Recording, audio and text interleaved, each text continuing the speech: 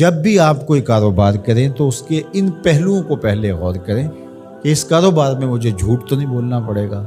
اس کاروبار میں میرا کوئی عمل ایسا تو نہیں ہوگا جو اللہ کی ناراضگی کا سبب ہوگا۔ اللہ نے انسان کو وسعت عطا کی ہے، وہ بہت سارے کام کر سکتا ہے۔ بعض لوگ کہتے ہیں جی میں یہ کام کرتا ہوں، میں داڑھی مونڈتا ہوں، تو کیا میں اگر یہ نہیں کروں گا تو کیا کروں گا؟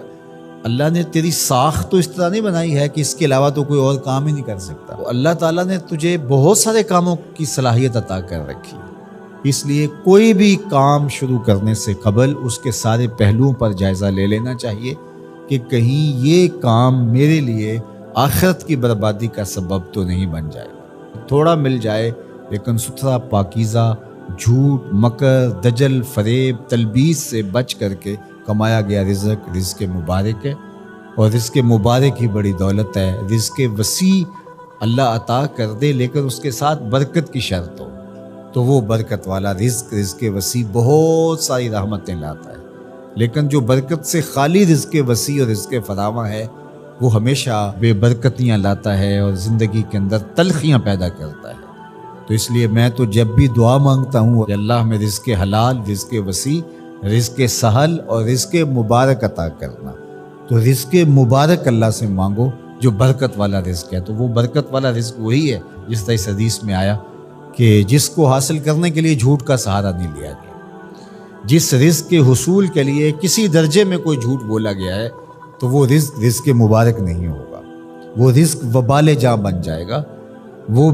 بے قراری قلب کا ذریعہ بنے گا، اضطراب باطن کا سبب بنے گا، بے چینی کا سبب ہوگا، عجیب اندر ایک جو ہے وہ اضطرار اور اضطراب ہوگا۔ سوکھی روٹی بھی کھا لی لیکن حلال رزق کی سچائی کے ساتھ حاصل کی گئی روٹی وہ آپ کو تسکین فراہم کرے گی، وہ آپ کو قرار باطن عطا کرے گی۔ پھٹے پرانے کپڑے ہیں، شکستہ کپڑے ہیں، کوئی بات نہیں ہے، سچائی کے ساتھ، سچ کے ساتھ حاصل کیے گئے ہیں، لیکن عالی نصب پوشاک بھی پہن لی اور اس کی قیمت کا کوئی لباس پوری تقریب میں کسی کے پاس نہیں تھا، لیکن وہ جھوٹ سے، مکر سے حاصل کیا گیا تھا، تو اس کے تار و پود صاحب لباس پر لانتیں کر رہے ہوں گے اور وہ قیامت کے دن مواخذے کا ذریعہ ہوگا۔ عمومی طور پہ مزاح میں لوگ جھوٹ بولتے ہیں، لیکن آقا کریم کے ترمذی نے بھی باب مزاح النبی بیان کیا، باقی محدثین نے بھی، آپ پڑھیے، مزاح میں بھی حضور نے سچ بولا ہے۔ کبھی ایسا نہیں ہوا کہ حالت مزاح میں بھی ایسی بات کہی ہو کہ جو سچائی پر مشتمل نہ ہو۔ تو مجھے اور آپ کو اس کا بہت التزام کرنا چاہیے، اس کا بہت زیادہ اہتمام کرنا چاہیے کہ ہماری زندگی میں کسی بھی جو ہے وہ زاویے میں اور کسی بھی صورت میں اور کسی بھی شکل میں جھوٹ موجود نہ ہو۔ اللہ تعالیٰ جل شانہ ہمیں اپنی خاص عنایتیں اور کرم نوازی نصیب فرمائے